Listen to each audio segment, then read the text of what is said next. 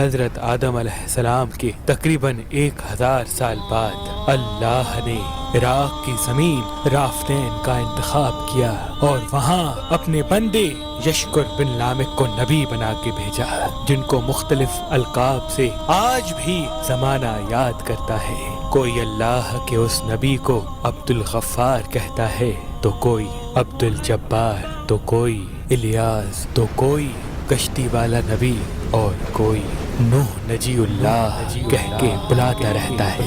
حضرت نوح علیہ السلام حضرت ادریس علیہ السلام کے پر پوتے ہیں اور حضرت آدم علیہ السلام کی 10ویں پشت میں سے ہیں۔ وہ قوم اس وقت دنیا کی بدترین قوم تھی۔ وہاں ظلم کرنا، نفسانی خواہشات پر فخر کرنا، بتوں اور شیطانوں کی پوجا کرنا عام تھا۔ اللہ کے نبی حضرت نوح علیہ السلام بچپن سے ہی ان کو بار بار سمجھاتے رہتے تھے کہ اس کائنات کا مالک ایک اللہ ہے جس نے ہر ایک چیز کو پیدا کیا۔ نوح علیہ السلام جب اللہ کے دین کی تبلیغ کرتے تھے تو ان کی قوم ان کو اتنے پتھر مارتی تھی کہ وہ پتھروں میں ڈھک جاتے تھے۔ تاریخ نے لکھا تقریباً 950 سال تک آپ تبلیغ کرتے رہے، بار بار پتھر کھاتے رہے، لیکن افسوس سوائے چند غریب اور مساکین کے کوئی بھی آپ پر ایمان نہ لایا۔ آپ اپنی امت کے لیے اتنا روئے، اتنا گریہ کیا کہ آپ کا نام ہی نوح پڑ گیا۔ بس اتنے میں اللہ اپنے نبی پر وحی کرتا ہے کہ اے نوح، اب یہ تیری قوم ہدایت نہیں پائے گی۔ نوح علیہ السلام رو کے اللہ کی دربار میں فریاد کرتے ہیں کہ اے اللہ، یہ انسان ظلم کرنے کو مذاق سمجھتے ہیں، ایک دوسرے کے خیال کرنے کو، مدد کرنے کو بزدلی سمجھتے ہیں، تیری عبادت سے منہ موڑتے ہیں۔ اے اللہ، اس میری قوم کو نیست و نابود فرما۔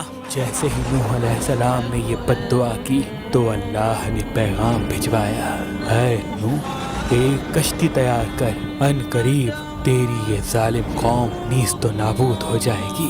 بس اللہ وحی کے ذریعے اپنے نبی کو بتاتے گئے اور اللہ کے نبی نوح علیہ السلام وہ کشتی بناتے گئے۔ جیسے کہ نوح علیہ السلام ایک پہاڑ پہ رہتے تھے تو نہ وہاں سمندر تھا، نہ دریا، نہ درخت تھے۔ بالآخر اللہ کے نبی نوح نے درخت اگائے اور اس کی لکڑی سے کشتی کو بنانا شروع کیا۔ آپ لکڑی سے بڑے بڑے تختے بناتے، پھر لوہا لاتے، اس سے کیل بناتے، تختوں کو جوڑ کر اس میں کیل ٹھوکتے گئے۔ تاریخ نے لکھا تقریباً 100 سال تک آپ وہ کشتی بناتے رہے اور آپ کی قوم روز آپ کے پاس آتی اور آپ کی توہین کرتی، آپ کو پاگل کہتی کہ نہ تو یہاں دریا ہے نہ سمندر، پھر بھی یہ پاگل کشتی بنا رہا ہے۔ اللہ کے نبی نوح علیہ السلام آسمان کو دیکھ کے صبر کرتے اور اللہ کے حکم کو تسلیم کرتے۔ اس کشتی کا طول 300 گز، اونچائی 30 گز اور عرض 50 گز تھا۔ ایک روایت کے مطابق اس کا طول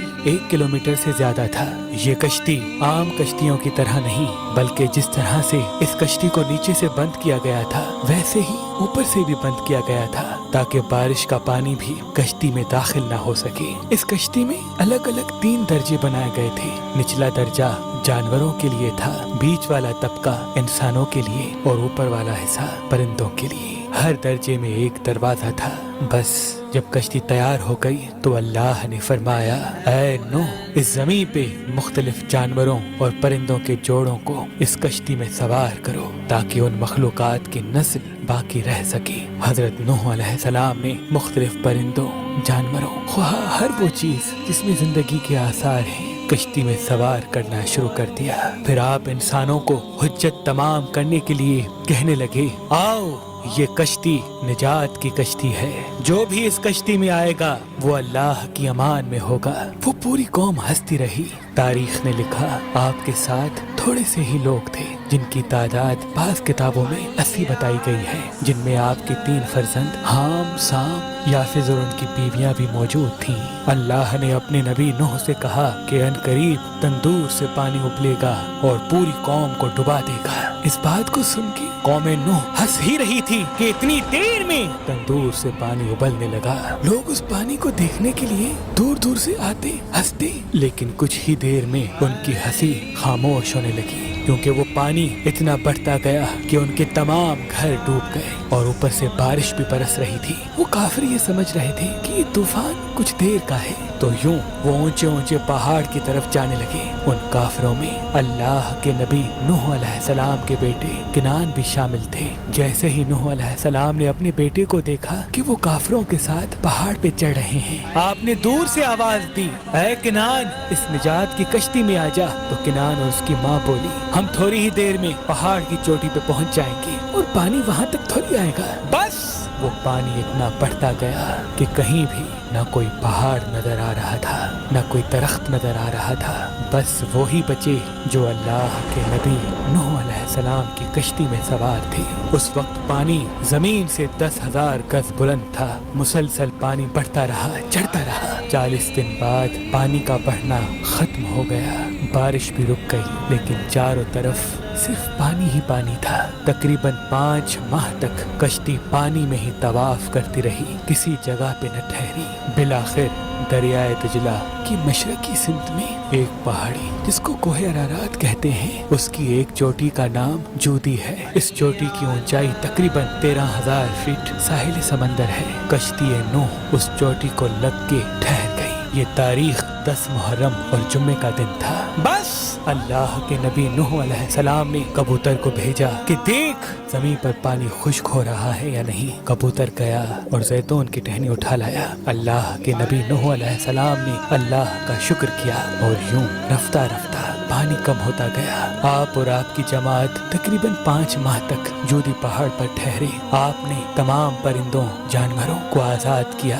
اس پہاڑی پہ اللہ کا شکر کرتے رہے، ذکر کرتے رہے، دنیا کو پھر سے آباد کرنے کی سوچ میں مگن رہے۔ تاریخ نے لکھا آپ کے ایک بیٹے سام جس سے عربی نسل چلی، دوسرے بیٹے حام جن سے سوڈانی نسل چلی، اور یافت جن سے ترکی نسل چلی، اور یوں آپ اور آپ کی اولاد نے دنیا کو پھر سے آباد کرنے کا فیصلہ کر لیا۔ تقریباً طوفان کے 60 سال بعد اللہ کے نبی نوح علیہ السلام اس فانی جہان سے دارالبقا کی طرف کوچ کر گئے۔ اللہ نے فرمایا کہ کشتی نوح کو ہم آنے والی نسلوں کے لیے عبرت کا نشان ٹھہرائیں گے۔ تحقیق کرنے والوں نے بتایا کہ کشتی نوح علیہ السلام کی باقیات مشرقی ترکی میں واقع کوہ ارارات پر ملی ہیں۔ یہ کشتی ویسے ہی ہے جیسی اللہ کے نبی نوح علیہ السلام نے بنائی تھی۔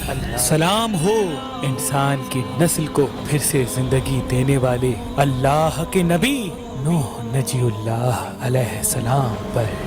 نجی اللہ علیہ السلام